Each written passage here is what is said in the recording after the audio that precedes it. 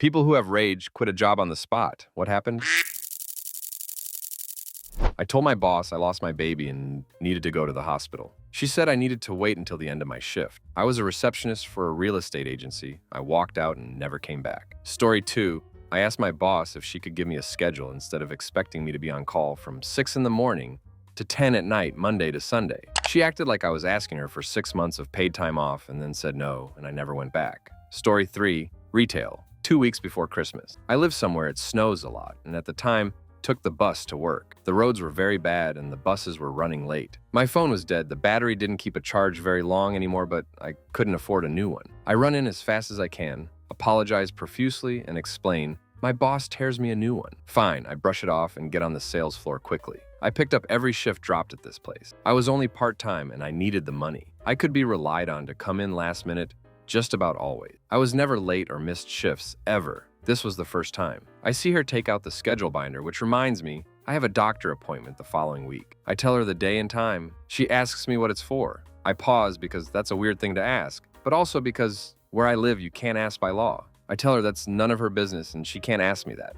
She tells me if I'm going to screw her over at Christmas, it is her business. That was it. I marched to the back room, got my things, and walked right out saying, now you're screwed, and flipped her the bird. I really needed that job and the money, but I didn't need to be treated that way. Not long after, that manager was fired. The new replacement called me to come back, and I did. Story 4.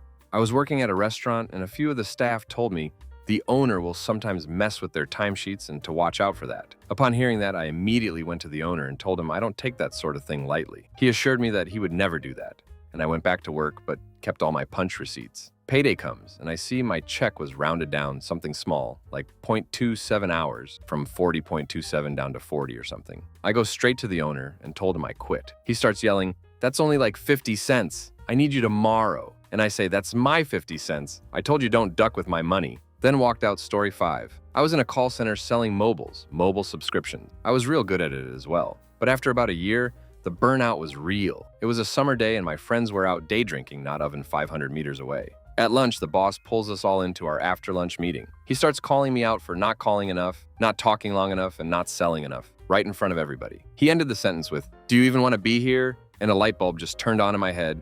I told him no, I did not, took my jacket and left. The best mic drop moment I've had. My coworkers called me after and told me he just stood there in disbelief. And I, of course, went day drinking with my friends instead. Best day ever. Story 6.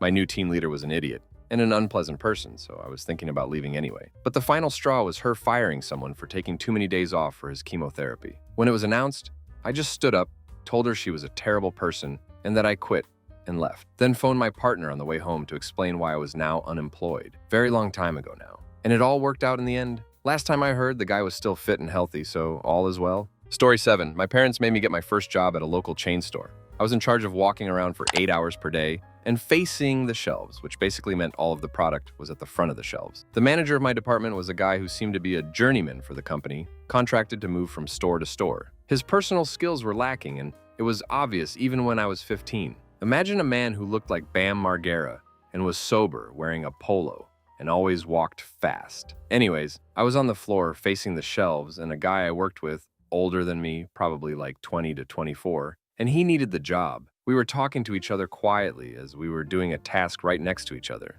Nobody was around. Bam walked by and immediately summoned us to the back of the store. I knew we were in trouble by the way he spoke to us. The guy proceeded to explain to us we are never allowed to talk during our work. I don't know how to explain it, but something about the way he spoke felt like being scolded by an angry principal. Before I could say a word, the guy I worked with was extremely apologetic and said he was sorry and it won't happen again. Bam looks at me for a similar apology and I told him, duck you, and I walked out. Not sure if I'm the asshole in this situation, but I was 15 and I was pissed, and a no talking at work policy seemed unreasonable. Story 8. Not me, but my husband before we got married. He was paid a flat salary, no overtime pay, but he was promised time off in place of overtime. He worked non-stop. I mean, there were days when he wouldn't go home. He'd just work through from 8 a.m. to past midnight the next night. His record there was 110 hours worked in 1 week. He would go home to feed the cat or get groceries. They wouldn't even let him go home to shower when he pulled all-nighters. One time he asked me to shave his head in the garden because he didn't have time to go to the barber. And while I was doing it,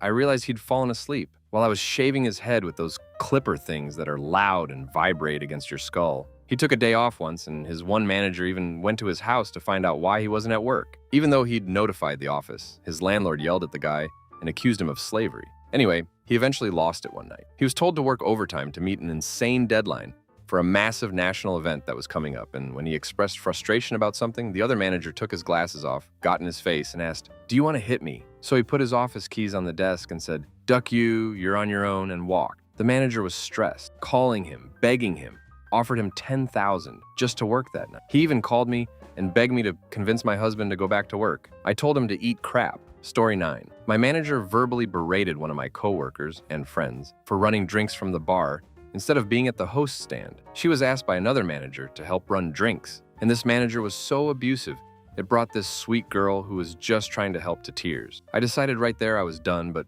wanted a little petty revenge on top. They were always short on bartenders, and I was the only one scheduled in the bar the following night on a Friday. I came in 20 minutes before my shift and told that manger that I won't be working as of now because of the way she treats her employees. Story 10. My nonverbal, autistic client was becoming increasingly aggressive because her dip crap dad was insisting that her direct support professionals, 2 other women and me, take her out for a total of 10 hours a day. Sometimes people just want to relax and be at home, and she was no different. Anyway, she suddenly freaked out and grabbed me by the hair and started yanking me around in the middle of JCPenney. A stranger had to help calm her down and get her off of me. At this point, I was 2 months behind in being paid, and her dad kept telling me the money was coming. I wasn't going to accept getting beat up at work for free, so I drove her ass home, left her with her brother because the dad was out of town at a conference, and quit. I told the woman who worked the shift after me about what happened, and she quit in solidarity with me. Story 11. Worked for the city of Manhattan Beach, sweeping the Strand from El Porto to Hermosa Beach. There was a crew of 4 of us and our supervisor, a woman whose name escapes me now. She wasn't the problem. Her boss was the problem. He micromanaged all of us, every day. No matter what we did, we were doing it wrong. What the duck was wrong with us. What a bunch of loser assholes, just what you'd expect from a loser city that allowed ducking Koreans to be hired, etc. One day, I'd had enough. I said, "This is crap. I'm going to quit." My friend Dan said, "Hey, you can't quit without me quitting." His brother Rob said, "You can't quit without me quitting." The other guy, Tom, was like, "Well, duck, if you're all going to quit, I'm going to quit too." And our supervisor was like, "Hey, you can't all quit just like that." "Oh, wait, you can. Duck it. I'm going back to college in 3 weeks anyway. Let's go." We got in the maintenance truck, drove to the city building, and quit Massey. And true to form, our supposed manager basically laughed at us and said, "I'll have a new crew hired by Monday." We later found out he got fired, which was nice. But we still weren't going to go back because it was a crap job anyway. Story 12. Small nonprofit hired a new COO who sucked up to the director. Director liked having her ego stroked and made our lives hell to give in to COO's whims. The last nail was when she mocked my boss, a very qualified, hardworking, kind, and efficient program head, because she was taking care of her extremely sick husband at the height of COVID and caught COVID herself. Director called my boss lazy for actually resting during her sick leave. Unlike our COO, who was apparently still working while sick, COO tested positive but had no symptom, and she was only signing documents which my boss had prepared while actually being in bed with fever. The director didn't know this. Furthermore, the director said, "This is how it's going to be from now on. If you don't like it, I want your resignation by the end of the day." Half of the total staff quit on spot. F that lady and her suck-up team. All of us are much better off now. Story 13. My manager was a bleach blonde nutjob who only had her position because daddy owned the restaurant chain. I was the assistant manager and basically ran the place while she sat in a booth and chatted with friends all day. 3 weeks before my exit, she hired her friend, who had no restaurant experience, to be a waitress. 2 weeks after that, she got married for the second time. She was 24 and was to take off on her honeymoon a week later. 2 days before she was to leave, she left me a note in the office telling me that her new waitress friend was going to be in charge of the restaurant. Zero experience managing anything while she was gone. The next day I walked in at the start of my shift and walked up to the table where she, her new husband, and daddy were sitting and talking. I dropped my keys on the table and told her that I wasn't about to be managed by some idiot she dragged in off the street 3 weeks ago. Her father asked what I meant, and I realized she hadn't told him about her decision. I briefly explained and then left. As I walked away, I heard him tell her that she created the problem and now she had to solve it, and that if that was going to ruin her honeymoon, that was her fault. And story 14. I was sick of working 95-hour weeks with zero appreciation. I got called on the carpet for someone else's mistake, and they blamed me. I was like, "Oh, hell no," and quit on the spot. They called me being very apologetic a week later and asked me to come back. They were going to have to hire 2 people to do my job. technical writer who always made the deadlines, even if I was up for 2 days straight. So I negotiated a pretty big raise, a title, and an extra week vacation per year. I stayed another 3 years. Story 15. I asked off one day for my freshman orientation at college. Boss told me I had to make a tough decision. Either I wanted to work or I didn't. I'm sorry, minimum wage at a pet store or going to college? You got me messed up. I never went back. Story 16. A new restaurant owner forced the kitchen to remain open after the fume hood died during a hot summer night. We made it through half the dinner rush before the chef had to be evacuated to the hospital. My manager said she totally understood when I quit. I don't think she was in a spot to quit as well, but it was written on her face that she wanted to. It was obvious the new owner bought the location without any intention to invest a single additional cent into it. He squeezed every last penny out of TJ Place before shutting it down 6 months after the hood fiasco. A real shame. That place was super busy before he took over. I like to imagine he overpaid for it and it ruined him when he treated his employees like rodents. Story 17. I managed an ICU for all of 3 months after working there for years. The director of nursing effectively told me to send people home early despite not having much wiggle room already. She twisted my arm, so I did. Then the DON offloaded ER patients into the ICU so the numbers would look better before night shift. These ER patients did not need ICU level help. She made these decisions an hour apart. Then someone had a heart attack elsewhere in the hospital, and my now very short-staffed unit had to go to that patient, and we had this absolute clusterfuck at the end of a long 13-hour shift. When I confronted her, as well as other admin about their ability to duck with my nurses and our patients, they literally told me to stop talking because they wanted to move on to a new point. I chucked my badge and told them, when the lawsuits come because someone else died, I'll be long gone. Duck you. I left and went back to bedside nursing the next week elsewhere in Story 18. Was working at a bar/pizza restaurant, only 2 people in the kitchen normally. But on that day, the other guy called out, so I was on my own, and my boss said she'd help. Basically, it just got ludicrously busy. 2 giant families came in.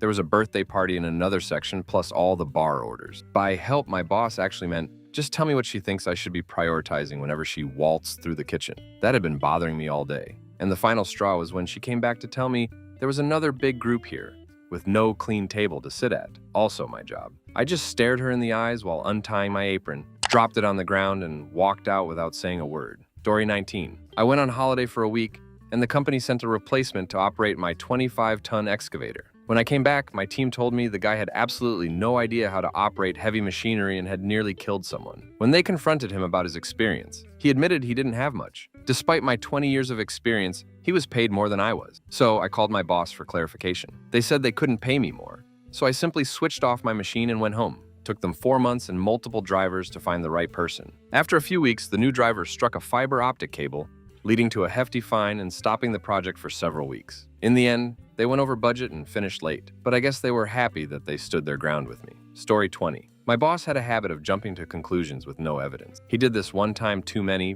blamed me for his mistake, and called me to his office and screamed at me until he was red in the face. I went home and never came back. Story 21. I worked at a call center for a crap dial-up provider in like 2008. I worked nights to supplement my day job income, which was low because I was an intern. They had super shady cancellation practices. Customers had to jump through hoops, and it was borderline impossible to cancel. After like 2 weeks, I got a call from a woman whose elderly father tried and failed to cancel many months prior and had racked up all kinds of stupid finance charges and was in collection. She was so sweet and almost in tears because they simply couldn't afford it. I quit on the spot. I called the manager a greasy piece of crap and walked out, and called the lady back on my personal cell and apologized and told her how to get out of paying it. Story 22. Wrote a company-wide email putting the owner, CEO, and his VP on blast for how horrible they and the company were. I got very, very personal with it. Wrote it as I waited for HR to cut my final check. I set it to delayed delivery so everyone would get it just as they came back from lunch. I caused a company-wide meeting to happen in response. It felt so good. Story 23. Worked at a restaurant doing like 10-hour shifts. They had me prep,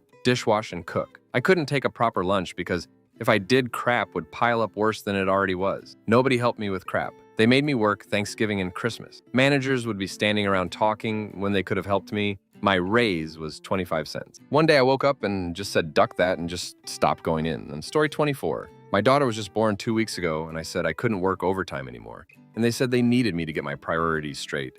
And if I can't be there when they need me, they don't want me. I stood up and shook his hand and said, I guess this is it then, good luck, and walked out. I kept the rage inside, but it just about broke out when I received an email 20 minutes later about his shock and disappointment. His disappointment that I chose spending time with my newborn over his business. Story 25. I was dishwasher and showed up to an overflowing sink full of dishes because the afternoon guy called out. The grown men at the job were underachieving losers who either relentlessly teased me or harassed me. After an hour of my shift of being picked on by men in their 30s, I had enough. I walked over to the punch clock, picked up my time card, and held it high in the air. I locked eyes with the biggest bully and saw his face change from laughter to surprise, and he said, "No, don't clock out." I said, "Have fun doing those dishes." Clocked out and never went back. Story 26. I was called in to cover a 4 a.m. shift. When I showed up, someone else was already there to cover it. I went home to sleep until my scheduled 11 a.m. shift. Apparently, someone else had been called in to cover me because I was covering the 4 a.m. shift. I quit and walked out at 11:05 a.m. Story 27. My first job, I was working at Incredible Corruption. Incredible connection for those that don't know it. My first payslip didn't even pay for my petrol to get to the job. Okay, fine, I'm new and it's a sales consultant job. If I make more sales, I'll get more pay. 2 weeks later, some dude comes in claiming he's building a tech school. Wants to buy 15 laptops. I get him organized with decent laptops just slightly over his budget. The store manager comes out and closes out the deal because it's so big and I'm so new. Payday comes around and my payslip is even lower than the first month, despite making loads of sales. I inquire why with the store manager. He ums and ahs and says he'll discuss it later. The lead floor salesman pulls me aside and tells me what's actually going on. Those laptops were sold below cost price, i.e. the store was losing money on each sale of those laptops. My contract stated I made 8% of profit or loss. So by selling those laptops, I was eating into my commission. 2 hours later, store manager confirms that that is the case. 10 minutes later, I had my immediate resignation printed, signed, and submitted. Yes, I'm blacklisted from working there, so what? I've actively redirected all potential customers to competitors for the last 10 years. Since I'm in IT, that's a fair few people. Story 28. Sort of a rage quit. It's a long story, but it explains why I stuck around for as long as I did. In college, I started working for this family that owned a few restaurants by school. Like pizzeria, deli, very casual sit-down places. They were popular, did a good business, and it was a great place to work. Two brothers ran basically 5 different stores, which were mainly staffed with college kids. Great guys, treated everyone great, fun workplace with the usually restaurant hijinks and drama, and the type of place you would stick your head into even on your days off just so you didn't miss whatever happened that day. The dad who had started the business was doing a pair of dimes upstate for some funny business involving a pizzeria and certain friends of his years prior. 2 or 3 years after I started working there, he got out and would frequently come and hang around. Nice guy, always funny stories, we got along great. He didn't involve himself in the business. I actually think he wasn't allowed to per his parole. And to the best of my knowledge, he followed all of his probation requirements until the day he died. By this point, I'd worked just about every job from delivery driver to pizza maker in their little empire, and was more or less what you would consider a GM. The business was run cleanly, although I strongly suspect there was a second set of books, which was common in places like that at the time. I do have some really funny stories, though, involving the Italian, Jewish, Amish triad of off-the-books flour and milk, though. After I graduated college, I stayed on with them. I was honestly making more money there than at my first real job in my career. It was still a fun place, and they just let me do my thing. I'd pop in a few times a week into the various places on my way home from work for an hour or two to see how things were going, did the ordering and scheduling for the places, handled the staffing, and then a couple of hours a day on the weekends or filling in for someone in a pinch. It was great. Aside from the extra cash, it meant free food too. And again, I really liked the brothers and the folks I worked with and had actually been the one that hired like 80% of the staff by this point. The brothers by this time had opened a real restaurant, and all of their attention was on it. The stores, as we called them, were pretty much on autopilot. After maybe 2 years of this, things started to change. The brothers would tend to poach the best people from the stores to work at the restaurant. No problem, their business, I get it, but it left me constantly trying to fill positions and started affecting the dynamic of the stores. They were quite as fun as they used to be. We started getting more of the drama common in the business. And honestly, it became harder to hire people who weren't complete ducks for whatever reason. Despite paying well and having a reputation in the college of being a great place to work, my career was also in full swing and started to require more of my attention. I was trying to scale back my duties while we found someone who would take over my role. We called it my retirement. But I was burning out. The father, Tony Sr., started pitching in more and more and helping out. But he was a 70-year-old Italian guy who hadn't been in the real world for 20 years. So I was still watching over his shoulder. These guys had been great to me for so many years, treated me like family, and I wanted to do right by them. Finally, early one Saturday morning, it all comes to a head. I'm laying in bed with a girl, I had just started dating, a bit hungover, and looking forward to doing pretty much nothing when I get a call that two of the guys who were supposed to be at the stores can't make it in the morning, and we need someone to accept deliveries at both. So I grumpily agree to go in with a, "Seriously guys, this is the last time, we need to find someone else now." So I drive half an hour over to one of the stores, get out of my car, half awake, and out of nowhere, this big ducking goose I never saw before comes at me and attacks me. And it was the last straw. I called back the son and was, "Tony, I'm taking the deliveries. I'll put anything cold away. Then I'm locking back up behind me. I'll call in sick to my job at Monday, and we can sit down and go over everything, and I'm done. It's time for me to move on." And I do just that. Later that day, I get a call from the father, Tony Sr. Line, "It's taken care of. We really want you to still part of this. You set your schedule, you set the rules, think of the stores like your business. You are like family. We'll pay you more too." "What do you mean it's taken care of? You find someone?" "What? No, but I heard what happened, and I was pissed. I went over there and took care of things and got everything straightened out." "Okay, well, I appreciate it, Tony. I don't know. I'm talking with your son on Monday. We will sort it all out then." "Okay, Line, just know it's all taken care of. Your family, man. We really appreciate all you have done for us over the years." So I hang up confused with no idea what this old guy is talking about, but figure it will sort itself all out on Monday when I talk to the son. On Monday, I find out that Tony Sr. taking care of things meant that him angrily storming to his car with a shovel, while his wife yelled, "Stop, you will go back to prison," and driving 2 hours to beat the ever-loving crap out of the goose with a shovel in the parking lot. I like to think he got the right goose, but one really can't be sure. Part of me appreciated the gesture, but I still left. Still talk with them and drop in all the time 30 years later. Tony Sr. has moved on to the afterlife with the goose. I'm sure that was a fun reunion. The restaurant actually became a really big success and their kids grew up to take over the stores, but the vibe isn't the same as it was all those years ago. They run it like a business now compared to whatever the hell it was when we ran things. But every now and then I think about how that just flipped a switch in Tony Sr. and how he basically recreated Pasky's death from Casino with a goose in our parking lot. Story 29. The school district had barely given me enough resources to teach a lesson. School administration was refusing to acknowledge an out-of-the-ordinary extreme behavioral case in my class, and I was so overworked I was on the verge of a mental breakdown. My plan was to keep being the best teacher I could be for my students for the rest of the year, but quiet quit when it came to all the useless meetings and paperwork. When they announced they were moving the last 7 hired teachers to the worst schools in the district, without warning, partway through the year, and only giving me 2 days to move my classroom, I just told them, "Nah, I quit," and that was that. Story 30. I worked in a well-known hotel chain in the UK and was the night shift manager and only one on staff there. A new area manager started and instantly disliked me. Daily, I had to clean the hotel, not part of my job spec, had to do additional tasks, which were her jobs. I was also removed from a range of trainings the rest of the team received, and then told off when I didn't attend this training I knew nothing about, or told off for not understanding something new, which was part of this training I wasn't part of. I was basically being pushed out of my job with small things. I then found a document in her office outlining long-term removing of me and replacing me, printed email. I waited for an evening I knew she was at a work event, out drinking away from town. I wrote a note on the check-in desk, more or less the wording of, "The night shift manager has quit. I'm sure the area manager will be pleased of this. Here's her number if you wish to check in."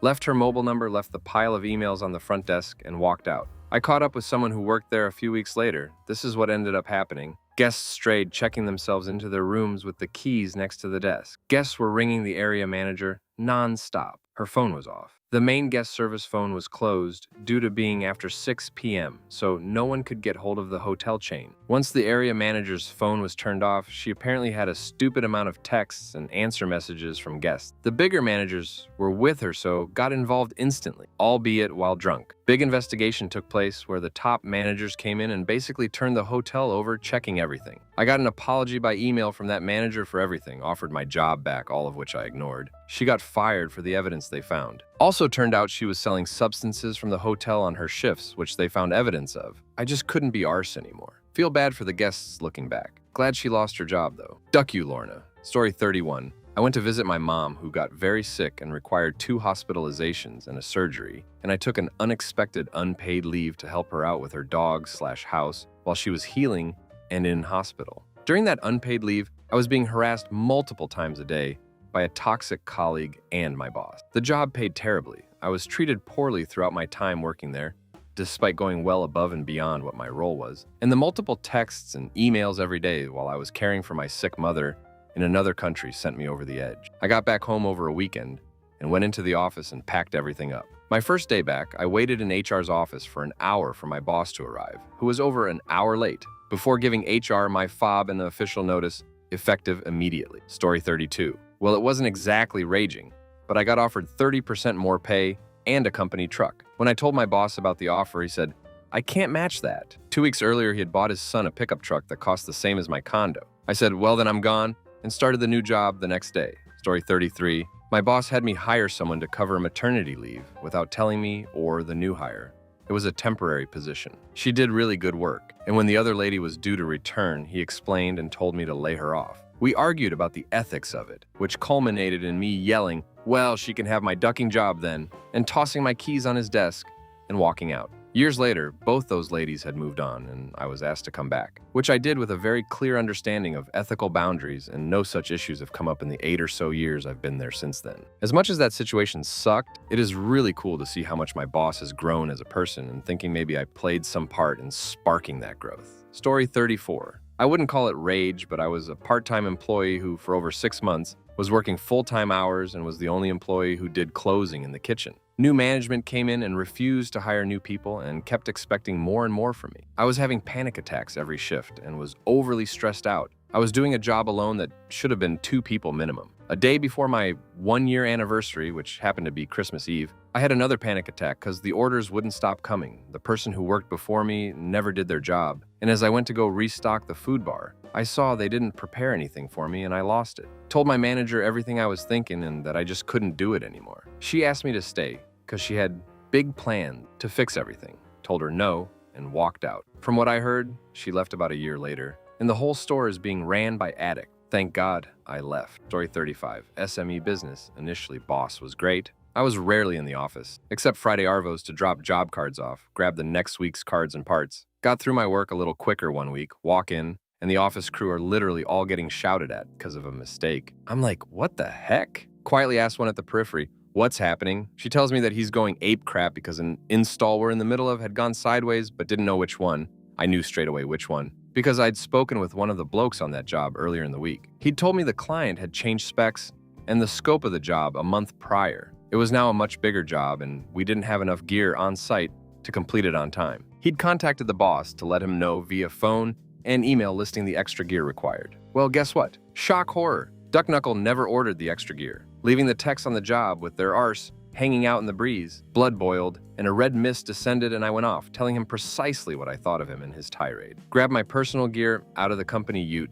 threw my keys at him, told him that I quit, and walked. Competitor heard about it and offered me a job the next week. Story 36. Worked for an emperor-themed pizza chain. The management one day decided in the middle of summer to enact a policy where you couldn't come into the back of the store if you weren't in uniform, a black uniform. In the Las Vegas area, when days get to over 110 degrees Fahrenheit, I happened to be one of several employees who rode a bike or walked to work. There was also no public bathroom, and the only bathroom was accessible from the back area. Well, I stopped in early to drop my backpack off just inside the door to the back area so I could go over to Walmart in the same parking lot. I open the door and the manager screams at me, "You can't be back here if you aren't in uniform," in front of about 20 or so customers and started cursing. I said nothing, took my bag, and went over to the Walmart anyway while I worked out my thoughts. The more I thought about it, the more it bothered me that this minimum wage position just came with so much emotional abuse. I finished my shopping, went back to my work,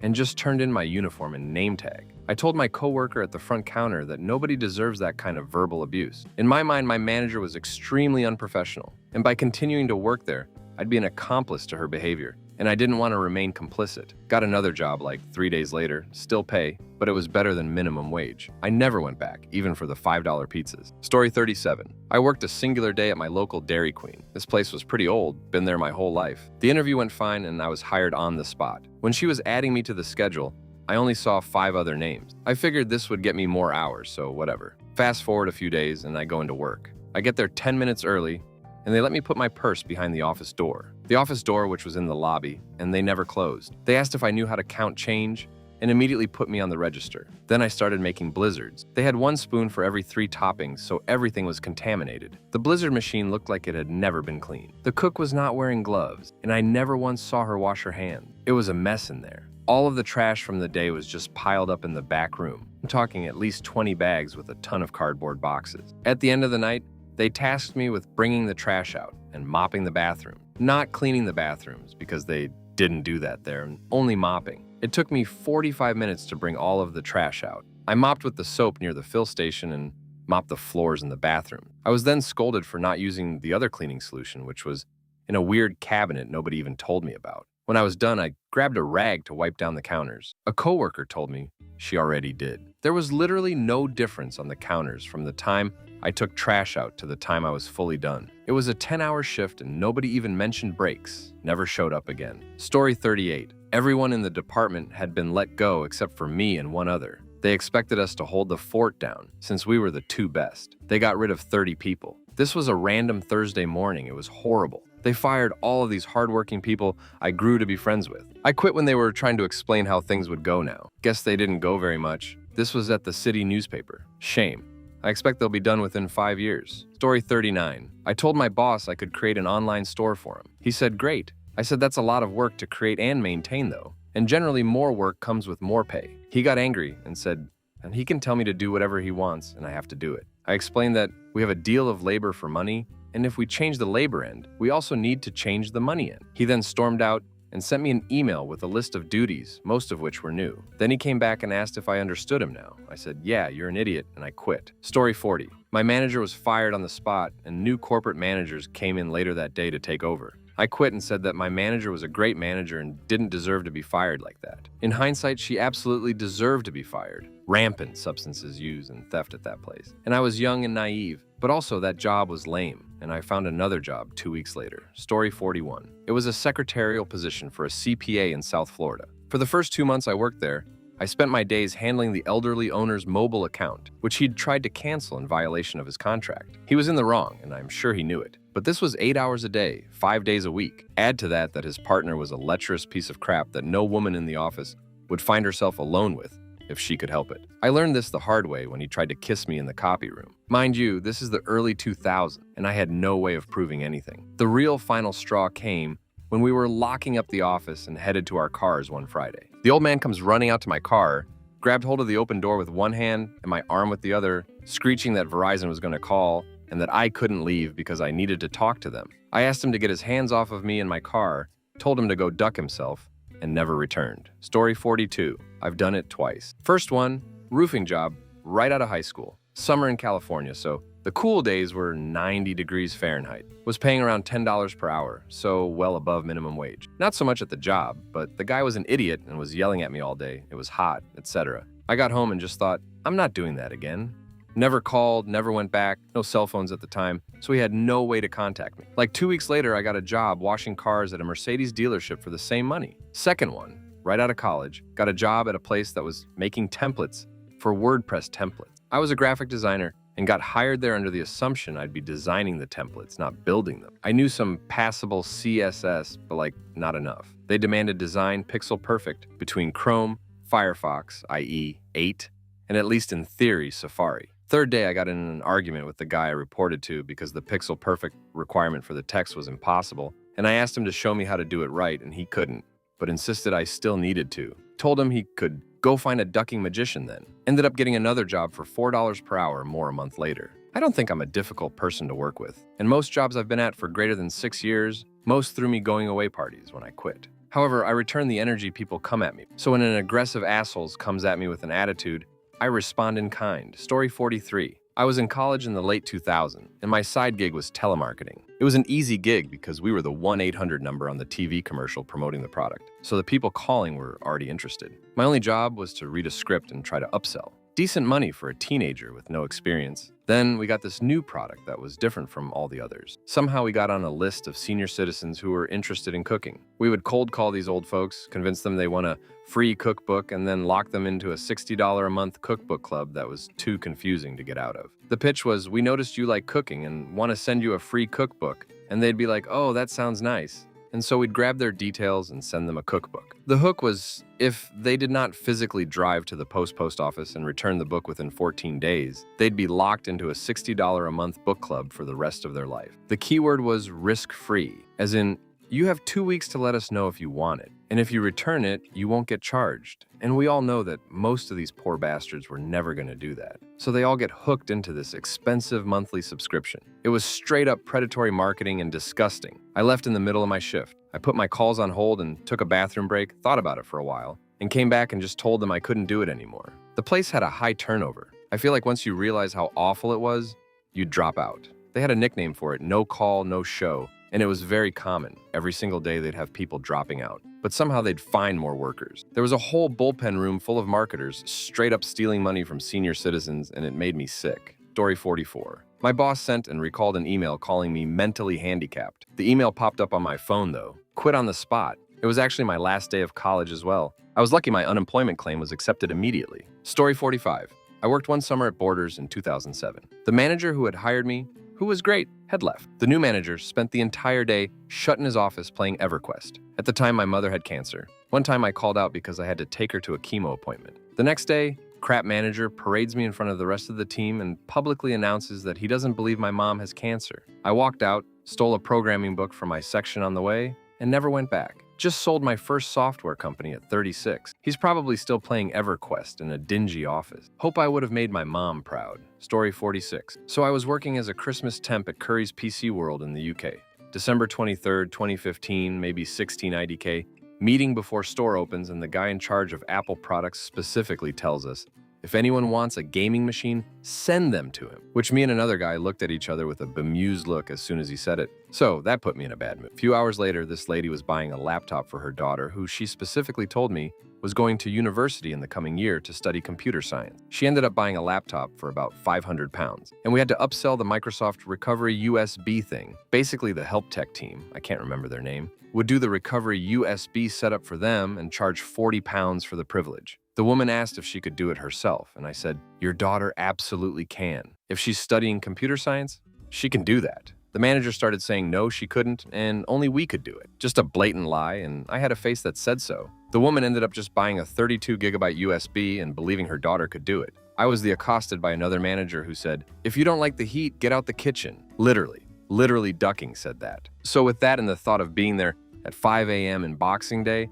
I'd said, nah, duck that, and left. Story 47. Had a heart attack, then at my return to work meeting, I got accused of faking it because it was over the festive period, even though I had discharge letters and copies of my ECG. So I said, duck this, I'm done, and walked out. Got a rather sheepish email the next day, asking if I could return to work and reach an amicable arrangement, and that they thought I had resigned in haste. Deleted the email, and 2 weeks later got my final pay, and a note from HR saying I could just dispose of my uniform. Never looked back. And from what I've seen online, they're really struggling with staff retention amongst other issues. Story 48, working at a McDonald's in a mall. The manager kept saying gross stuff to all the girls working there, asking if we had ever given BJ. One day he had walked behind me while I was making an order. He grabbed my ass and acted like he had to squeeze behind me, and it was unavoidable. At what was supposed to be my break, I ordered food and a supersized Coke. I was at the register and my friend rang me up. I called the manager's name out wicked loud, and the moment he turned around, I chucked that supersized Coke over the counter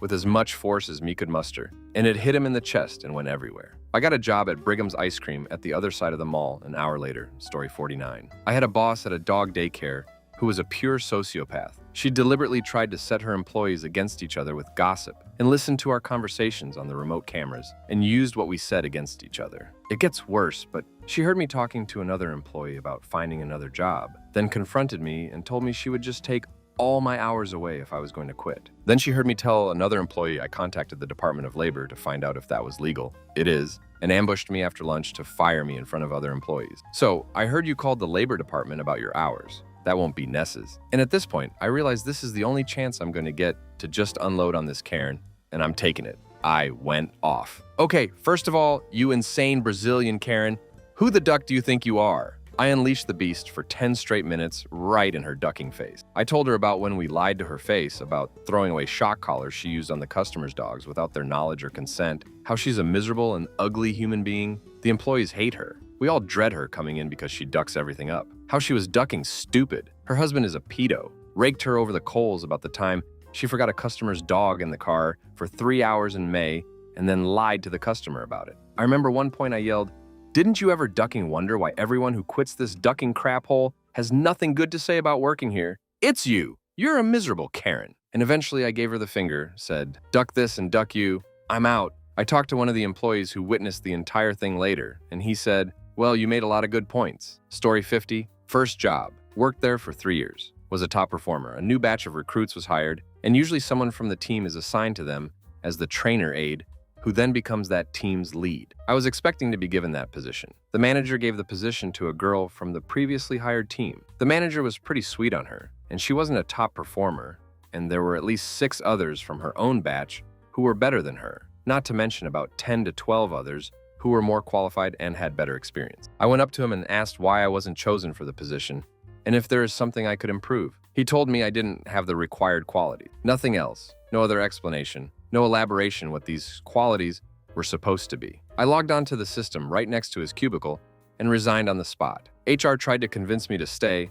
I refused. 20 other people quit in the next 2 months from what a colleague told me, all because of this crap manager. About 10 years later, I was working at a different company and was now in upper management. Ran into the old manager who was still at the same level, about 4 tiers below me, now at my company. Just made small talk and didn't gloat, but we both knew. Story 51. Had a crap job at a store, sort of a national scale electronics store, around 15 years ago. Worked there for a few years. It wasn't that bad, but not good either. You could say it was a regular crap job with more or less adequate salary. Then one day, without any warnings, one of the higher-ups managers visited our store and began presenting us as how they made some calculations and found out that our salary was too low. Wow, great news, right? Turned out we weren't doing enough work stuff. So in order to balance increased salary, plus 10 to 20% depending how long you've been working there, you'll need to do basically plus 50% of current stuff, plus they added all sorts of tracking, etc. Prior to this, I was already thinking of leaving the company to find something better. I was young, impulsive, so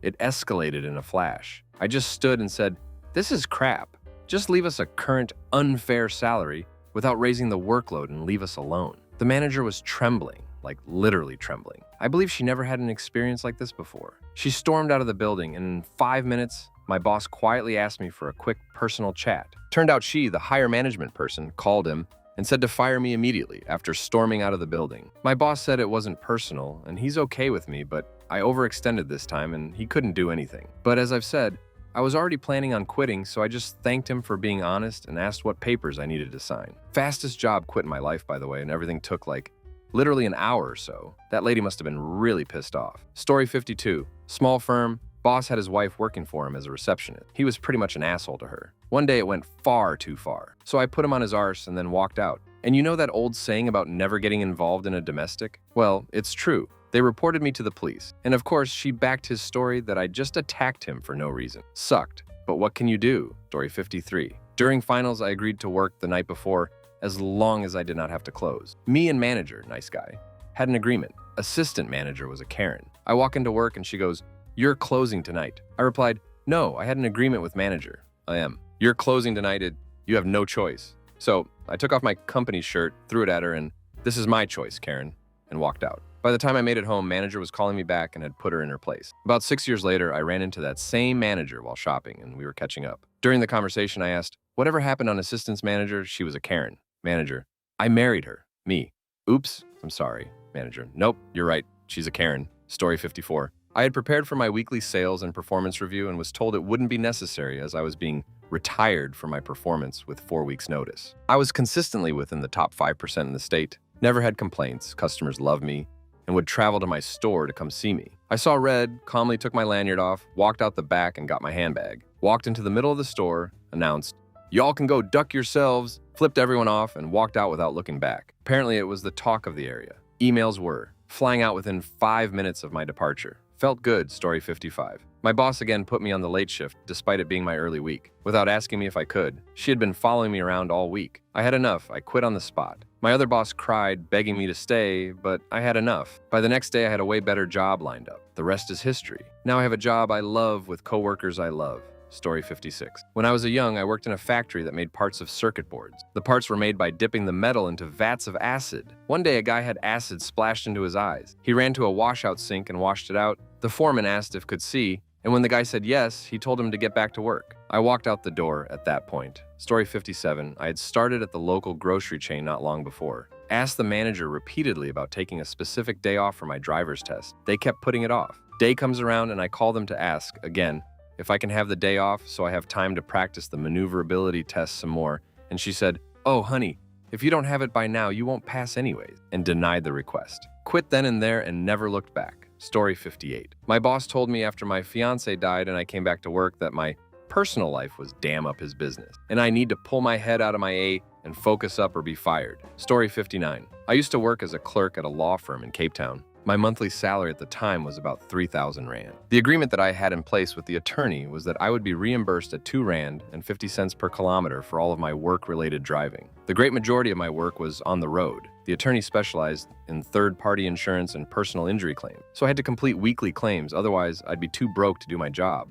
At the end of my first month with his firm, I was paid 1,300 Rand. The attorney claimed that he can't pay me a salary, and for mileage reimbursements, I was making double the money off of him. What he neglected to mention is that when he submits his bill to our client or the insurances, that he would claim double my mileage rate and keep the money for himself. I found out that he was doing that, and the next time he called me to crap on me for driving too slowly, me driving the speed limit to ensure I wouldn't get a ticket and also had enough petrol in the tank to get home, I told him to duck off, hung up, and never went back. Forced him to pay me before handing over any of the work I had completed too. He was forced to use me a year later as a specialist consultant for his cases. I charged him double the going rate for my services. Story 60. A black couple broke down in front of the shop. My boss had the secretary alert everyone to move their cars in case they became delinquent. They were arguing, probably about the car that just broke down, and the same boss came over to his desk, got a gun, loaded it, chambered around, and put it in his belt. If any of those slur caused trouble, I'm not going to get caught unawares. I quietly grabbed all the stuff off my desk and started to pack up. The woman came in to ask for a jump start, and I volunteered, and my boss said, "No, you have that project to work on." There was no project. He didn't want me helping them. I said nothing to him and grabbed my things, then jumped the couple's car and left without another word. Story 61. I gave the company plenty of warning and they never fixed things. I walked in one day to an overwhelming email, was working 65-hour weeks, reread the email and cried at my desk for like 2 hours, and then rage quit. Submitted my letter of resignation effective immediately. The company reached out a couple days later and paid me ridiculous amounts of money to put together training videos as I was doing high-level accounting work no one at the company could even figure out how to do. Then parted ways. It took me much longer to find a new job than anticipated, but I don't regret rage quitting at all. Story 62. I worked for a really weird place that subcontracted laundry cleaning to the NHS in the accounts department. The whole day was spent in silence. I've never worked anywhere like it. The woman I worked alongside had massive anger issues. She was trying to conceive, but because her partner had 2 kids with his ex, they weren't eligible for IVF. Every month her period started, she would be absolutely horrific to me. And the fact that the office was silent, apart from her raging at me, made it even worse. I handed my resignation in, but my boss was in floods of tears and I felt so bad I took it back. The rage from my coworker kept on, and one day was particularly bad. I sat in my car on my lunch and rang my boyfriend in tears. He said, "Just go home," and I did. Still can't believe it now I look back. I sent my resignation and security key, and they sent me a letter saying they hoped I found a nicer job. I was out of work for a couple of weeks, but soon found something much better. Never looked back. Story 63. Wells Fargo tried to get me to open fake accounts for my friends, and I quit. My dad got mad that I didn't give a 2-week notice. A few years later, a documentary covering all their fraud was published, and I felt vindicated. Story 64. I was facility manager for a private school. 2 days before school was out for the summer, a parent called me in the evening and said the principal said they could contact me on my personal cell phone. Their child had swallowed a penny and they asked me to provide the kid a bucket at school to poop in so they could find the penny. I made every poop joke I could think of and hung up the phone. My wife was next to me and said, "Absolutely not." I was like, obviously. The next morning I got to school and opened my email. The principal had emailed me, "Please see me tomorrow about student and a bucket. It's easier to tell you in person." I had a brand new preschool toilet seat in a box. I opened it and hung it around my neck and waited at the front door for her to come in. When she saw me, the first thing she said was, "Oh, good, you found a tiny toilet seat for the bucket." I told her that I would absolutely not provide a child with a bucket to poop in. I then asked her what I would do with the turd after it was pooped. Put it in her office? Keep it myself? Put it in the refrigerator in the break room or cafeteria? She obviously hadn't thought her plan through that far and was flustered at my response. That was the end for me. My inner child took over and I quit.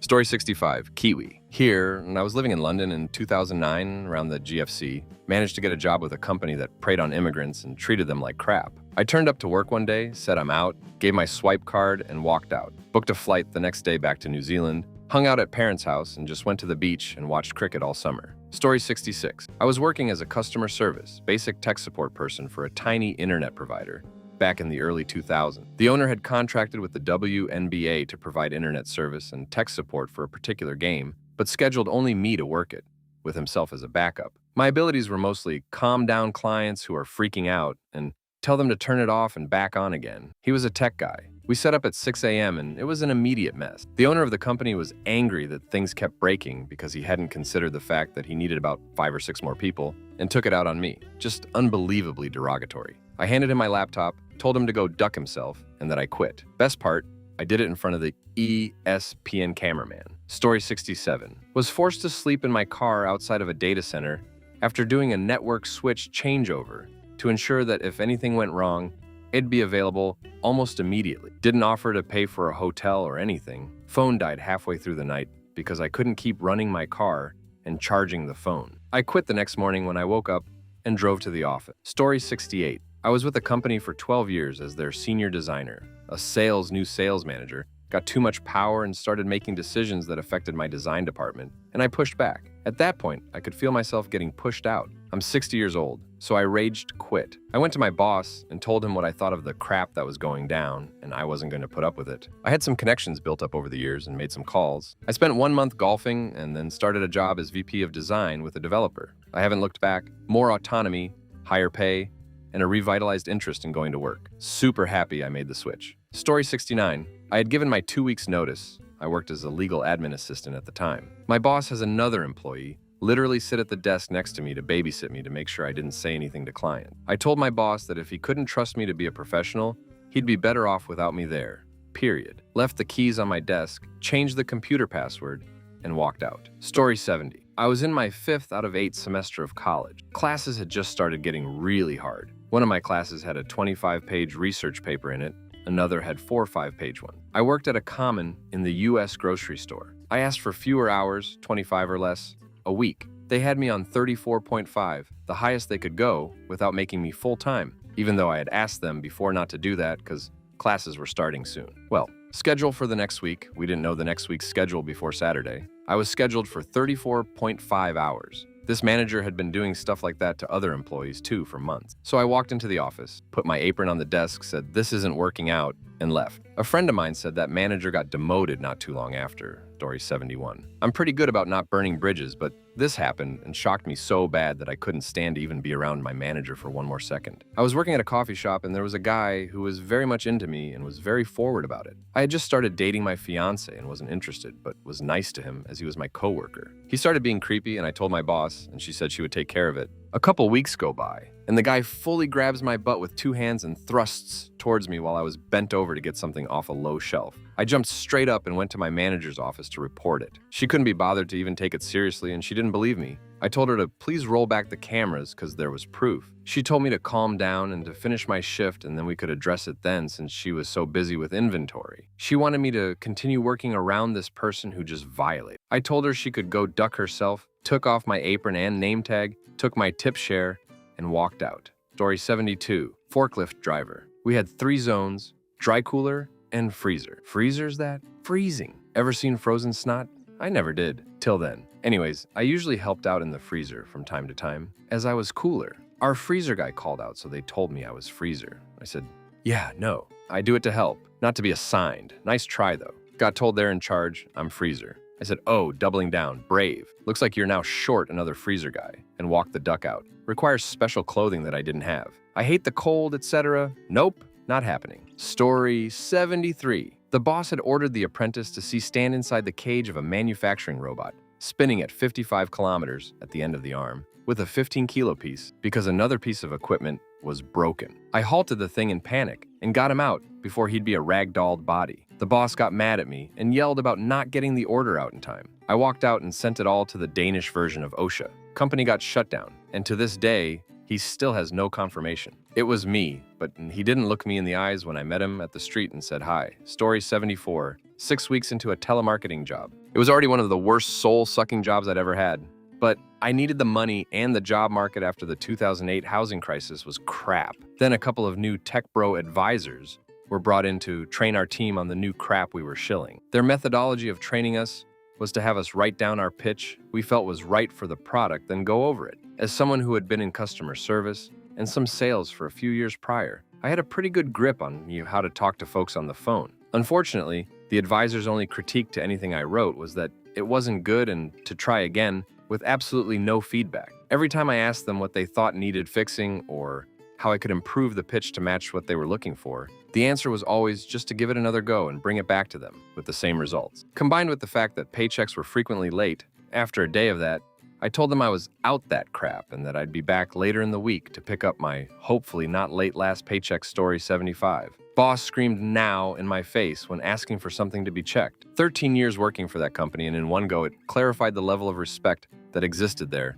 Gave my month's notice within a week and took a few weeks off to recover from the months of working weekends without thanks or acknowledgement. Got a great new job with a company with much better ethics within a few days of looking. Don't suffer being managed by a story 76. I was a night manager at a restaurant. Got moved to a different location after their manager quit. Second day there, we were robbed at gunpoint. Police did their thing, which amounted to filling out a report. District manager shows up next day about 10 minutes after I got there and tells me that the money stolen would be taken from my next 2 paychecks. I threw the papers he handed me into the fryers and walked away. Story 77. I got hired on the ops team for an HR company in a huge office park complex. They were the whole of floor 4 in one of the buildings. This matters in a bit. When I interviewed, I was shown around the office, told where the ops team was located. I'm far in the back corner and thought that was perfect as I don't like interacting in person much at work. I came in on my first day and was shown my new desk, which was the front admin desk. They had put cube walls on 2 sides, but still had a half shelf to take packages and talk to people when they came in. I did not want that. I did not interview for that and was instantly uncomfortable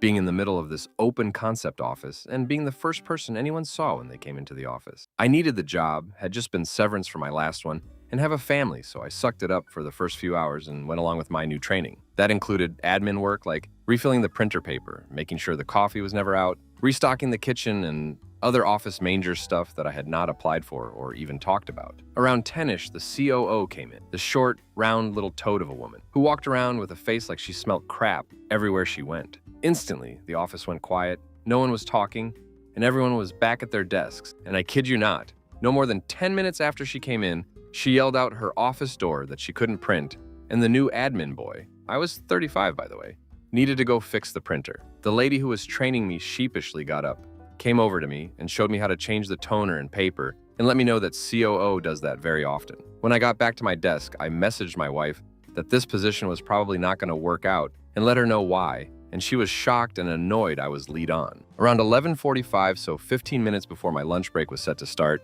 she came over to my desk with this massive stack of papers that had hundreds of single-spaced lines with names and CES numbers and said I had to input each one into an Excel file and they needed to all be done by the end of the day and that I could just work through my lunch. I started on it, got maybe like a page or so down in 15 minutes, and then watched as the COO walked out on her lunch break, talking on the phone about meeting up at some bar. Well, I was done. If she could go on her lunch, but I had to work through my very first day's lunch, then no way was I staying. I made up some excuse to the lady who was training me and said I had to run to the store to get something for my kid before daycare pickup and would be right back. As soon as I was out the office door, I ran down the hall and down the stairs to my car and got the hell out of there and went home to apply for more jobs. I did get a call a few hours later from the lady training me, asking if I was coming back, and I said, not if the COO was still there, and hung up. Story 78. I was working at a marina restaurant as a teen. It was my second job. My first was a receptionist for a contractor at a nuclear plant. That job finished and we moved for the next. This restaurant served fried food and ice cream. I sprained my arm really bad scooping ice cream one night. It was a fresh bucket from the bottom of the freezer, so it was rock hard. And I felt a pop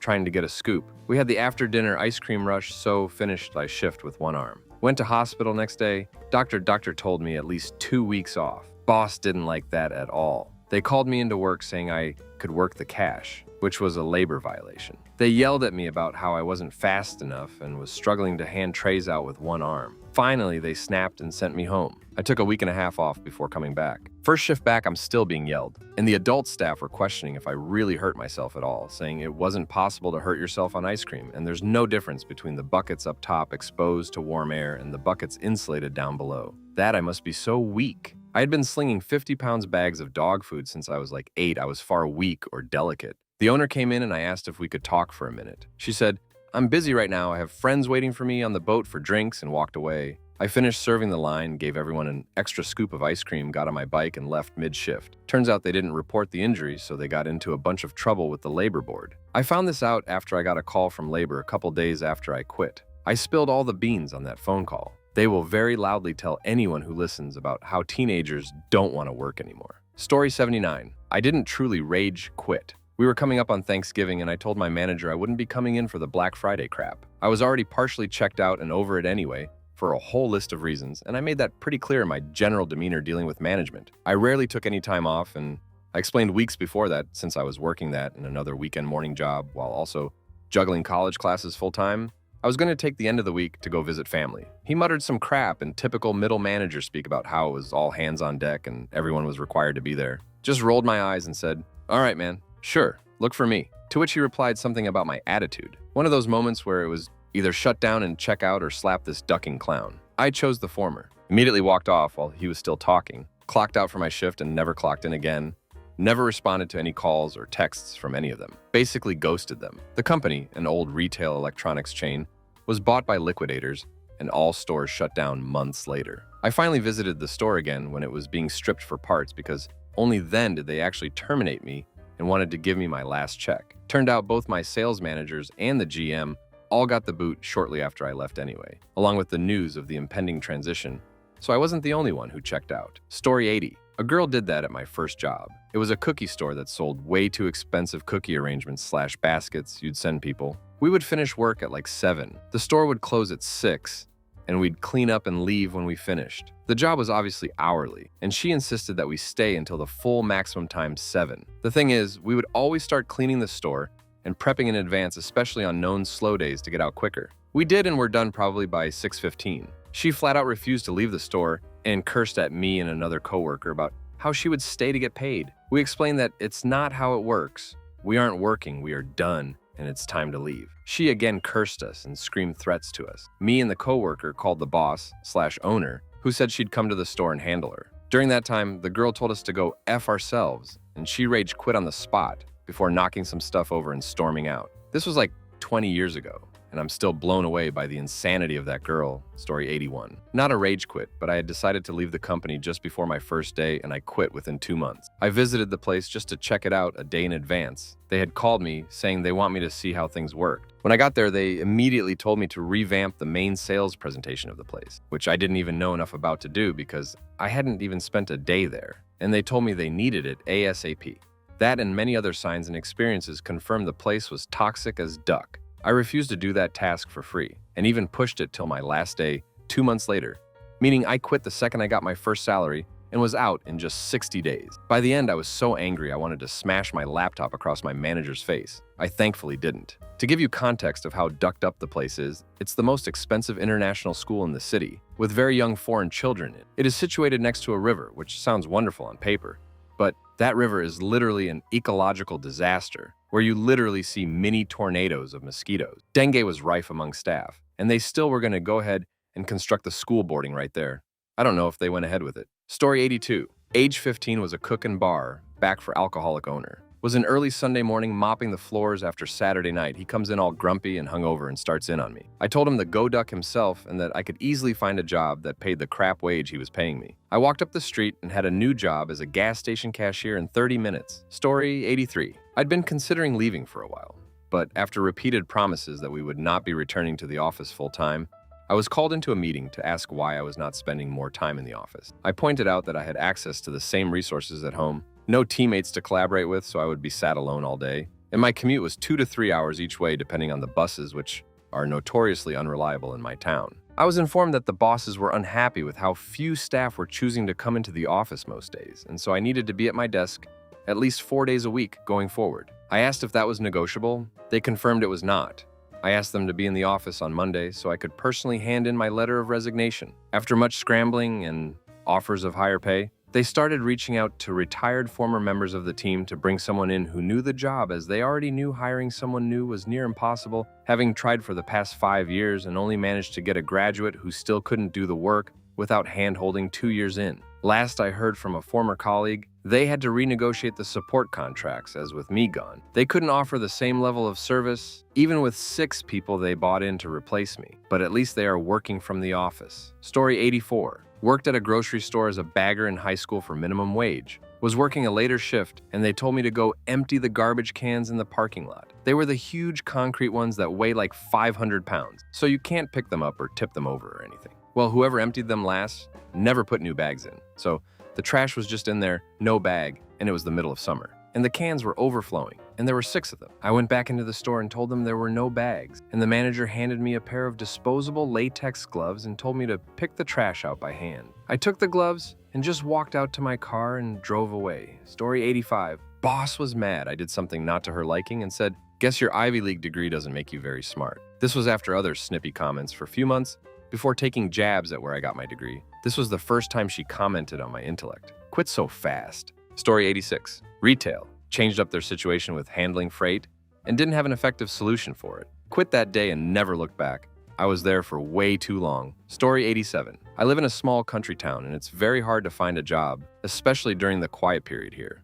I read about a receptionist job at the local medical center and I was like, hell yeah, this is right up my alley. So apply straight away. Not even a day later, I get a call asking, not for an interview, but to start that day. This should have set of alarm bells, but you take what you can get sometime. Head in for my first day and I find out I'll be not only a receptionist for the dental clinic, but also one for the physio center and the podiatrist that comes to town twice a week. Okay, no biggie, I can do this. They seem to have everything set up on the computer separately, not necessarily a deal breaker. The other girl teaching me tells me I should get my paperwork to sign within the week, which outlines what I'll be doing, and to read about my introductory period. First week finishes, no paperwork, but I'm pretty happy with what it entails. And they had already had my pay in. Second week comes and the other girl leads me into the dental room and tells me that I'll now be learning the other side to the job. I'm sorry, what? Every week we're rotated and I'll be an assistant nurse for this week. Dental surgeon comes in with a patient. The first job of the day? A damn root canal. She tells me to set up for her. I said, it's my first day, I'm not too sure what to do. She loses her absolute crap at me yelling at me. You've been here long enough to have watched enough videos. How to assist me with this? I then tell her that I had zero knowledge about this side of the job or these apparent training videos I'm supposed to be watching. No, not training video. They expected me to watch literal YouTube videos of dental assistants and to just pick things up. In what? A week? I said to her, people study for years to sit in this chair and you expect me with 0 studies to just pick things up? 4 jobs at once? This place is a joke. And walked out, her hands in the patient's mouth and all. Didn't sign any papers, so sucks to be them. Story 88. Manager thought he was still a sergeant in the military and tended to hire ex-military and act like an ass. It was a 12-week temp job doing electronics assembly. My recruiter from the Tempe company warned me about the guy, but sent in my resume and I got selected. Right away, I could tell this wouldn't work out. Day 1, he tells me I'm required to call him sergeant. I tell him no, this isn't the military and you aren't a sergeant anymore, and I go back to work. The next several days, he was up everyone's ass because we had a huge order to ship. He came in one day just riding everyone's ass and being a bully, gets to me and starts barking commands to me. I am just sitting there, calmly doing my work, which pisses him off, even more so he gets in my face. I stand up and step forward so we are nearly touching noses. I lost my crap and just let it fly.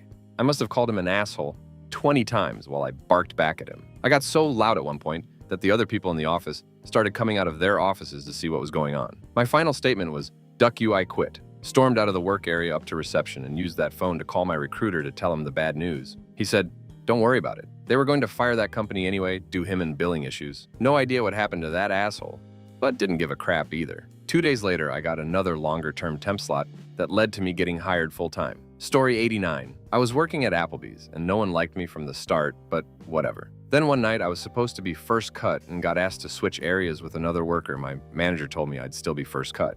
Okay, cool. So we switch. She ends up getting first cut and she left her tables a mess. The same ones I wasn't doing anymore. And at the end of the night, my Karen of a manger tells me I have to clean that entire section because there's no reason for my section to look like that. No, Karen.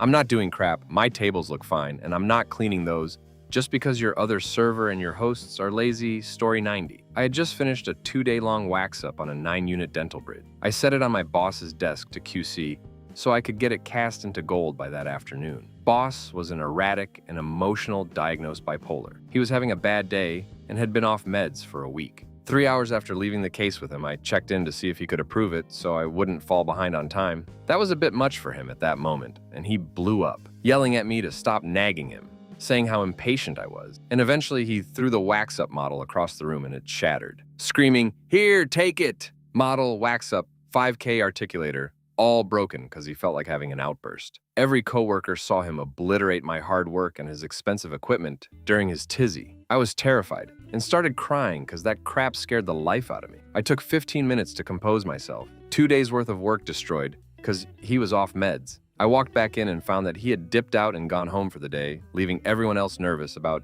interacting with me. I had to clean up the mess he left. I pulled his wife, our HR lady, aside and told her under no circumstances would I ever tolerate being treated like that. She downplayed it, saying he wasn't feeling well and it wasn't my fault. Of course it wasn't. I explained I cannot work for them if he cannot control his volatility, nor her making excuses for him. I quit right then. I got an email from him the following day saying, "I guess I don't get a chance to apologize. That's not how a working family functions. Oh, sorry, anywhere." I politely responded, "I am not your family." He ended his life about 10 months later. Story 91. My manager got mad about some little detail when I was sorting out stock to put out and yelled at me in front of other coworkers. I told her I won't be screamed at like that, especially because it wasn't warranted, and I don't appreciate her trying to humiliate me in front of my coworkers. She told me to lower my voice. I said I'm not the one screaming. She went and called the SM to come in. SM came in, talked to me, then to her, and finally told me that I needed to apologize because she's my supervisor. I shrugged and said not anymore, and clocked out. A year later, I saw her sitting in the waiting room at the temp agency when I went in for an interview. She gave me a glowing rec to the interviewer while I was sitting there. Like, booty F. Thanks, I guess. Story 92. At Abercrombie & Fitch. In 2009, my manager asked if she could add me to the schedule for another shift, and I said, "Actually, I don't ever want to come back here again." Story 93. Got called in on my day off knowing I worked every weekend since I started job and was going through the death of my father and losing my fiance in the course of the same year. I never once complained or brought my issues to work. The manager and his idiot lackey tried to force my hand by thanking me for picking up a shift, even though I told them I'm not coming in on my day off. So manager calls me and says, "You owe it to the residents to come in and work." They doubled down and did this crap again a month later. I quit immediately and told them that next time they want to force someone to work, make sure it isn't someone who just lost their father and fiance over putting work first. I still never got the time to myself to grieve properly.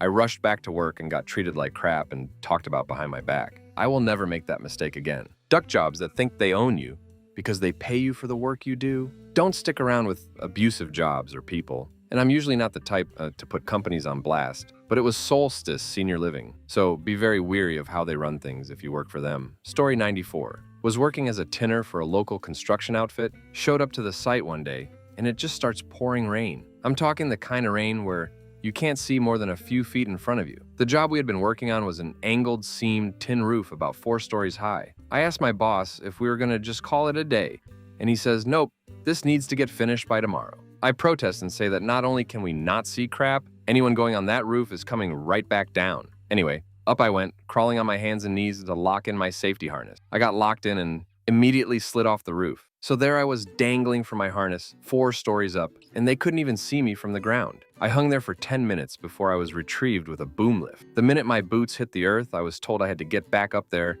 and give it another go.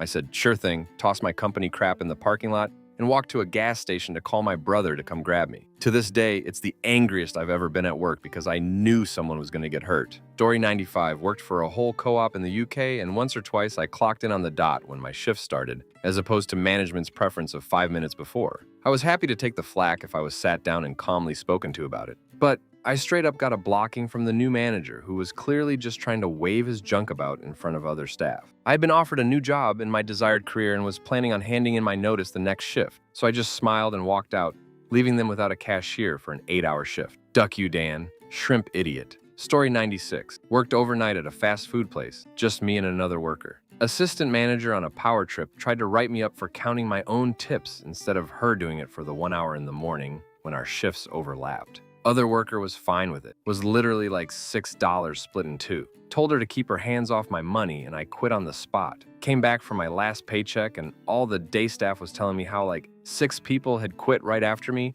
and how much of a crap show it was. Pretty sure the manager was legit skimming the day worker tips as well, and was fired. Story 97. Worked in a family-owned restaurant and it was a blast. Honestly, the entire staff was like a big family. We made good money, the owners were amazing people, we frequently had outings away from work that everyone would happily attend, the community loved the spot, etc. Unfortunately, the owners wanted to pursue other ventures and sold to a small investment company. This company came in and tried to change everything. Fired a great GM everyone loved and brought in one of their yes men. Raised prices on the menu while switching vendors to a cheaper and worse quality option. Banned shift drinks and employees being able to drink at the restaurant when off shift. Stopped allowing live music. It was a beach restaurant with seating on the beach. They dredged the entire beach area and extended the deck. They implemented a year-round uniform of khakis and a sweater for all front-of-house staff. This was a primarily outdoors restaurant in Florida. In the 3 years or so I worked there was hardly any turnover. Within 3 months, everyone had quit. Myself and 3 other employees finished a shift one evening and were all just like, duck this. Went into the manager's office and quit on the spot with no notice. Story 98. She slapped me across the chest because she did not like that I was talking to the new instructor. I had been with the business for 6 months after recently graduating their training program.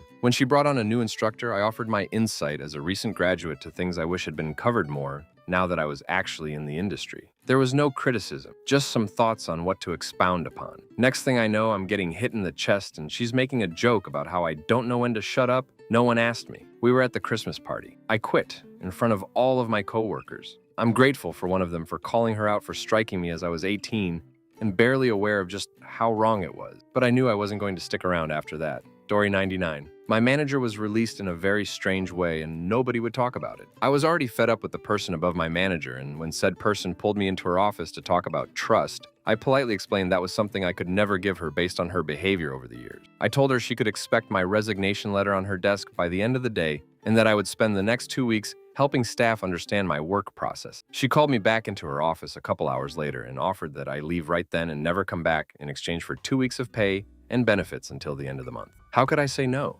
Packed up and walked out. Little did she know I'd already been planning to sell my house, buy an RV, and hit the road. So this was the catalyst I needed. I followed through and never went back. Changed my whole life for the better. So thankful for that entire toxic crap. Story 100. I also quit a telemarketer job when I found out the cancer patients we raised money for got 10% of what we made. The company kept the rest. I said, no, duck that. I'm out. I was 18 years old and my heart couldn't do it. Story 101. My wife was calling me with an emergency. We were down 2 people in the kitchen. Boss couldn't find anyone to cover and we were getting slammed. I was prep shift but had to be online, and I realized I was going to have to stay late to finish it or screw next shift, and it dawned on me. We had been short-staffed for months and every other day was like this. So I cleaned my station, packed up, and left. Boss/owners leaving the business now, getting divorced from co-owner. I saw some BOH folks at the bar. Once they were pissed at the time, but they'd packed up and left a few weeks later. I haven't worked in kitchens since. I'm now a landscaper in training at a local botanical garden. I get to spend an extra 15 to 20 hours a week with my family.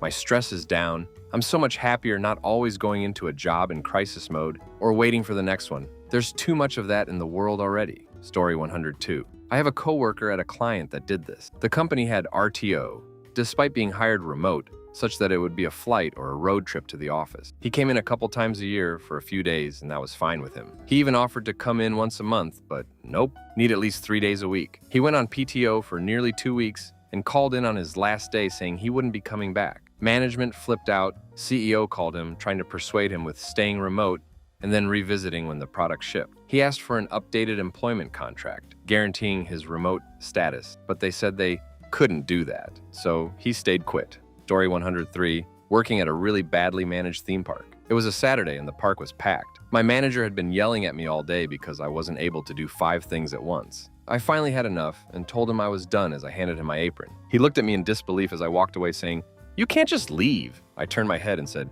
"Watch me," and left. Wouldn't put up with crap treatment then and I won't now. I'd do it again in a hot second. Story 104, I got a good one. I was 18 and had been at McDonald's since I turned 16, so over 2 years. Maybe a month prior, we got a new temporary store manager, E. He came from a different store where he was having issues with his employees, but B brought one of his favorite employees. B, I did not know at the time. B and E came from the same store. Anyways, B was like 8 months pregnant, about ready to pop, but not there yet, so she was still working. Thing is, she didn't work. She would go sit in the break room 5 to 6 times per 6-hour shift. When you work in fast food, this is a problem because we don't have downtime. I made the mistake of confiding in E that I was frustrated with B. because she was always sitting in the office on her phone, and I was pulling the workload of 2 people because of it. A few days after making that comment, I am again working front drive-through with B, and she's going on break. She gets herself an orange juice, which she didn't pay for, by the way, and somehow manages to knock it off the counter, and it landed upside down. But when it landed, it shot the top off, so it was basically an OJ time bomb for whoever picked it up. She looks at it and goes, "I'm not cleaning that up," and walks away. The other manager looks at me, says she's not cleaning it up. I kind of laugh and say, "Me neither. I have customers to take care of." And so we walk around it for a few minutes, cue the entrance of E. He asks, kind of amused how that happened, and I explained while kind of laughing. He immediately cleans it up, then stands up and starts screaming at me. Mind you, this is a 30 to 34-year-old man, like top of his lungs, like I'm his kid, about how I'm hateful and only didn't clean it up because I'm petty and hate B. I was floored and just kind of said nothing as he stormed off. Needless to say, B heard all of it and blatantly refused to work with me afterwards. The other manager that witnessed it told me to tell a higher up, so the next time I saw one of the uppers, I told him. That manager had a long conversation with E about it. Cue my next shift, like 11 o'clock. E comes up front and tells me to get a drink and take a walk with him. He takes me out to the dumpsters, only place not on camera, and fenced off from the drive-thru, and berate me for over 45 minutes. Why did I feel the need to talk to anyone other than him? My store is cliquey and hateful and so on. I cried through most of it. He ended it with, "Guess I'll just go email S, HR manager who notoriously hated me, to nobody's clear understanding of why, and tell her we have a problem," and goes back inside. I stayed outside for another few minutes while I got my tears under control. Then I went inside, grabbed my coat, clocked out, and told him, "Don't bother, I quit." Then I walked out. He told my manager friend that I was just upset and didn't mean it. I did in fact mean it. I brought a set of donuts in the next day with my hats and a letter that said essentially, "Due to personal conflict that I feel is best left between me and the person I had it with, my employment is over here, effective immediately. Thank you for all my friendships I gained here." Next month, I went in for food to use a coupon, and E comes running up front from the back and starts yelling at me about if I was there to write more letters about people or something like that. I was just like, I'm not an employee anymore. I'm a customer getting food. Then I stayed away from there for like 6 months. I got a new job at a pizza place the same day I walked out story 105. My last 3 jobs have been rage quits. Last job, I was an ASM at a clothing retailer. Fast fashion. Crap clothes for cheap prices in crap neighborhoods with crap customers. We were incredibly understaffed, but corporate refused more hours. We, the SM and I, had no time to actually be managers. Instead, we were forced to spend hours at the cash wrap ringing up customers because corporate didn't want anyone in the store cross-trained. So it forced our stockers to run the floor and deal with customers in a capacity they shouldn't have. I quit after the left side of my face became numb and I was lightheaded and dizzy. I called my DM to tell her I was heading to the hospital and her only words were, "Who's covering your shift?" I told her no one. I was locking the doors and going regardless. Cash wasn't accessible to the team and she could figure out how to get coverage because I was having a medical emergency. She said that if I left, I was fired. I dropped my keys on the table in the break room, told the team to lock the door behind me and walked out. Second job, SM of an adult novelty store. Incredibly understaffed, with limited payroll. We were open from 12 p.m. to 2 a.m. every day. I got there at 9 a.m. and was supposed to work until 6, but most days worked until we closed. The final straw, I got there at 9, onboarded a new employee. The entire staff scheduled for the day called out. Morning and evening. I was told I was being written up for having to close the store due to no staffing, like that was my fault. So I sent a scathing email to my boss, his boss's boss, and HR, and told them exactly what I thought of the company. Blocked everyone's numbers and went home. Third job, worked as a store manager for a gas station chain. Crap company with a crap boss, no training, no explanation of expectation. The store was being ran by his nephew and the supposed DM. I had to basically throw out all of the dairy product and all of the refrigerated food. I scrubbed that store spotless. They hadn't changed the cheese bag in months. It was brown and disgusting. I worked 6 days a week, 5 10-hour days, and 1 6-hour day. I could write a novel about the crap the owner pulled and the disgusting state of his stores, but that's not why I quit. I quit because he came in screaming at me about the car wash being broken. After we got into an argument about me putting the work order in and nothing getting done, he yelled at me some more about how I wasn't doing the job properly. I basically told him to go duck himself and that he wasn't paying me enough to deal with his crap too, and that his stores were disgusting. I threw the keys at his face and told him to work the ducking store himself if he had such a problem with it. 2 hours later, his daughter is calling me, begging me to come back, promising to pay me more. I told her to go duck herself. Then the interim DM calls me, tells me she'll work on getting me 40 hours like I was promised in the interview, but I would have to suck it up until then. Told her to duck off too. Story 106. I'm not sure it completely qualifies since it was technically my last day, but I used to work in a hospital as a pharmacy technician. I was warned upon starting this job that hospital staff can be cliquey, but I hoped to get along with everyone. Didn't happen. I'm not sure why some of my coworkers didn't like me, or if they even had a reason, but for the most part,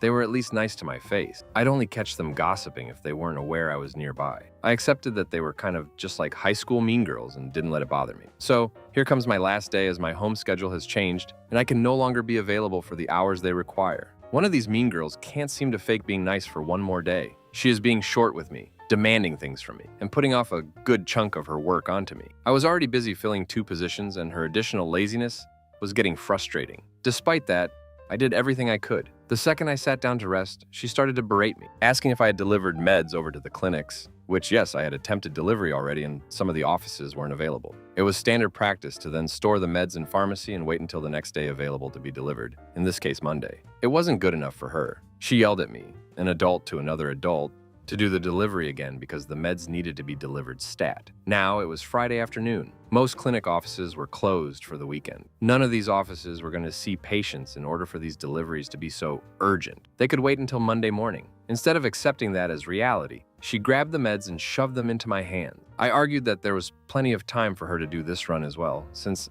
I had observed her sitting and chatting with fellow coworkers for well over an hour while I worked. I took the meds, half of which I couldn't deliver because offices were already closed, the other half which I could but other nurses had to take since the specific doctor nurses weren't even there. I decided on my walk back, as I calmed my shaking and tried not to cry, that I was done at that moment. It was only 2 hours until my shift was to end, but it would be a busy 2 hours. I walked them downstairs, packed up my stuff, heard this girl gossiping about me, and yelled something back, handed in my badge to my boss, and told him exactly why I was leaving and who was to blame, and walked out the door. My supervisor tried to stop me, stating I had 2 hours left and 1 more med pull, but I told her I wasn't going to be treated that way by an equal. Had a superior asked me to do something, I would be happy to assist. But then again, a superior would ask nicely. I cried all the way home. Such a toxic workplace, and I know I didn't deserve that. Story 107. I worked part-time as a lot associate, guys who collect shopping carts and help you load your vehicle, for Home Depot while in school. One night, the manager on duty came up to me and said, "We've got a bit of a mess in the men's room I need you to handle. Come with me." Cleaning washrooms was not part of my regular duties, and I'd never done it before. But in my naivety, I thought I was walking into an upturned garbage can, or backed up drain or something. Being a team player, I said sure thing and followed him to the men's room. I'm sure my memory is playing tricks, but what I remember being presented with was a stall in which every surface, both horizontal and vertical, was covered in a 1/4-inch thick layer of human excrement. I looked in there, looked at the boss, and said, "Yeah, nah." His response was that either I grabbed a bucket and started cleaning or I could hand over my apron. I'm not sure I'd call it a rage quit, but that apron was ripped off and in his hands in no more than several fractions of a second. My last words to him as he stared at me, slack-jawed and bewildered, were something along the lines of, "It's gonna take a hell of a lot more than minimum wage to convince me to deal with anything like that. Good luck." Story 108. Blockbuster? I was in college and working there part-time as a shift manager. We had change in store manager, and Tracy came in. She was good buddies with the finance girl, this was a franchise, Pam, who I never got along with. The store manager added some new duties, which was fine, mostly reporting stuff. I was fine with doing it at closure, which was after midnight. On the first week of a new reporting, and I forgot to run one, Pam questioned me why I didn't do it, and I said, I forgot, and said something like, I'm never going to remember this one. Pam told Tracy I was refusing to do my work, and Tracy wrote me up. I had been working there 2.5 years and never had an issue with my old manager. It was clear they were out to get me. The day I was written up, I was also scheduled to close, which I did, but I spent the whole shift providing the best customer service and credited late fees left and right.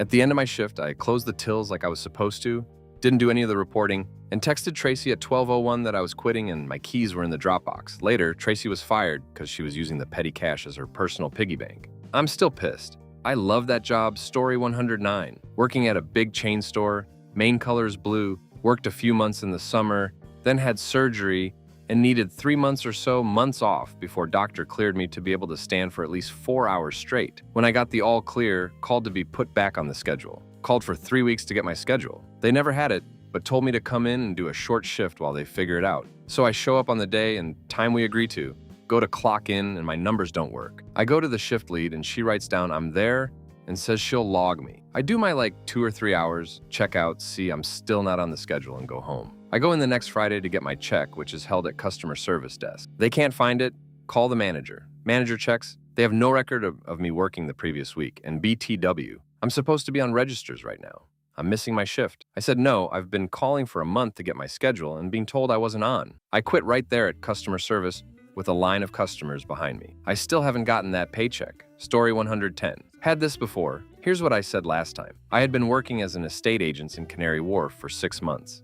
It was miserable. 11-hour days, 6 days a week, and usually for less than minimum wage. You were on commission, which was paid very slowly. The worst thing was all the lying you were expected and actually encouraged to do. Like telling owners they had had loads of viewings on their property when they hadn't, or telling customers there were loads of offers on a place, so they better act quickly and offer more to secure it, even if there was no one else interested. One particularly stressful day, after yet another email from a very awkward customer, I loudly said, "No, you know what? No!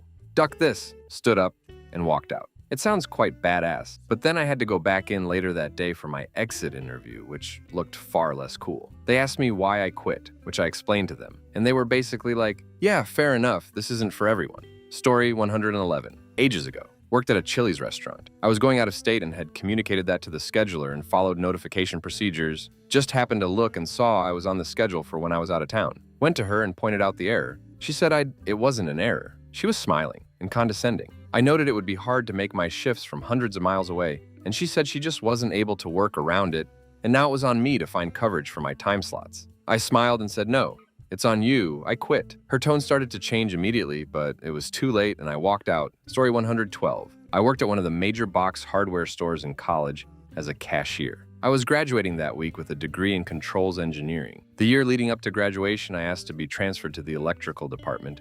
They said sure, but dragged their feet. On that Saturday, the shift manager said I would be on greeter duty. I told him if I had to be greeter, I was going to quit. He put me as greeter. The store manager walked into the building and I greeted him and said, "Manager, I said I would quit if I was greeter. Here I am, so I'm done." He said he understood and to take care. I clocked out and left. Story 113. Manager at fast food. Got transferred to a rough part of town. Always short-staffed, so many issues. Worked at that location for a year to get it in decent shape. Was promised a transfer to a better location closer to home. 3 days before I was to transfer, was told by district boss I couldn't leave until he found a replacement and no one would take that store, so I was stuck. I went to the office, laid my keys on the desk, and walked out. The district manager at the location I was going to be going to called me the next day, asked me what happened, and I explained it. He talked to HR and they let me transfer. Story 114. I was there for less than a week and walked out over safety concerns that were dismissed by management. Big stuff, not little stuff. Lack of PPE, mishandling of hazardous materials and chemical waste, the kind of stuff that gets you in felony-level trouble.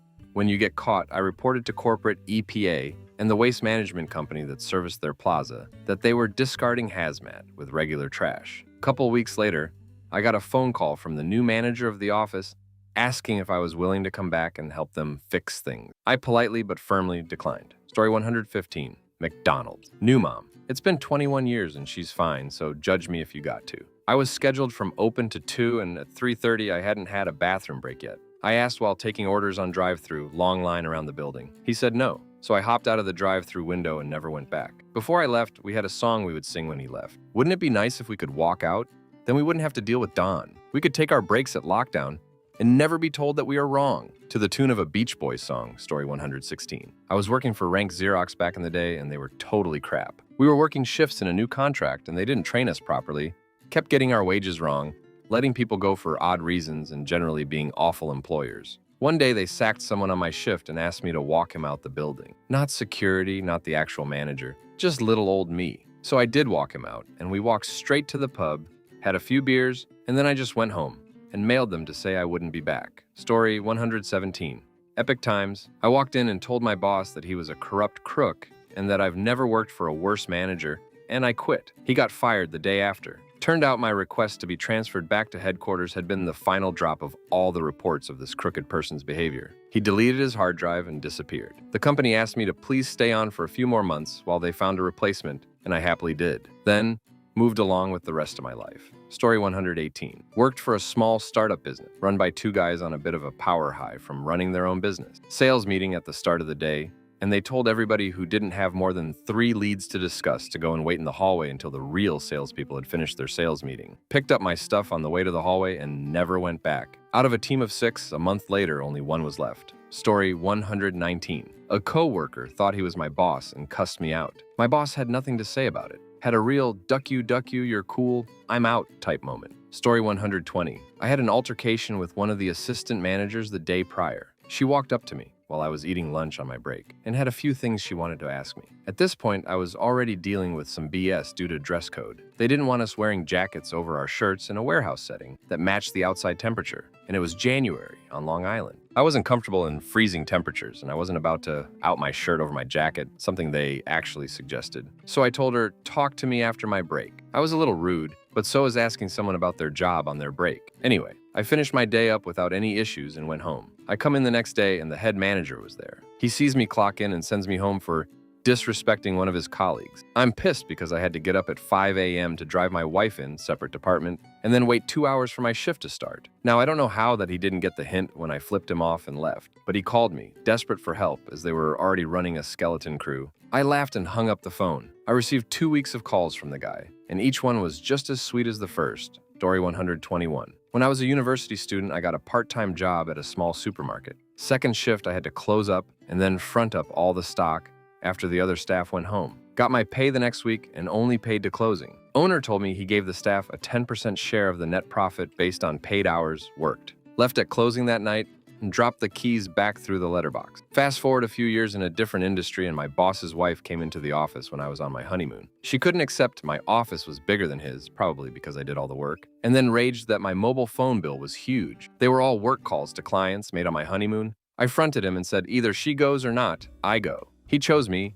They actually got divorced. And then finally, in yet another different industry, they decided to corporatize and appoint someone above me. That was fine, but he was intimidated by my presence and knowledge and made my life hard in the comfort that I'd just taken out a $1 million mortgage. He tipped me over the edge one day and I told him to shove it and walked out. The company owners paid me very well for the next 3 months to work from home until I found something else. Story 122. I was disrespected one too many times. I stood up and said I'd had enough. I had a shouting match with the beach, then declared that I quit. I had compiled a list of incidences, so I grabbed that list, my purse, and headed straight to HR. I explained what had been going on, handed them the list, headed to security, handed them the badge, and never went back. 2 years later, that HR person quit and called me at my new job. My old workplace abuser was never allowed to work with temps after my rage quit. The HR person told me I'd been a very good worker for the 2 months I'd been there, and she had always felt bad about what happened. I'm a very easy person to work with, and no one can imagine me rage quitting like that. But it happened. Story 123. A manager was regularly harassing workers, and when they didn't smile at him for it, he gave them shorter hours. Several women went to the owner of the store to let him know, and they all got write-ups for complaining. I just walked. Story 124. I got applauded quite literally by a few of my teammates. Being told I'd never amount to anything other than cleaning the bins, and that's where I belonged, broke the proverbial camel's back. I'm never being spoken to like that for any reason. Story 125. I was working outreach with homeless people, and I got hit. They expected me to return to work after going to the hospital because they had no staff, not even an offer to go home to clean myself up or put on a new shirt. Story 126. I was given an impossible task. On successful completion, the director changed the outcome. I think I had words to the effect of him being a cocksucker and a waste of my time and the business's resources, duck him and his feeble-mindedness. I suspected this was going to be the case, so I let him. It was quite cathartic. He was eventually removed for being ineffective, which seemed to be his whole MO for survival. Don't upset the natives. Don't provide any progress that brings with it accountability for himself or others. Story 127. Well, in 2002, my manager refused to approve leave for me to attend my sister's wedding and instead tried sending me to Germany. I told him my sister has only one brother and he has many employees to send to Germany. His response was, the wedding will go on whether you are present or not. Resigned on the spot with a single email, I resign. Never went back.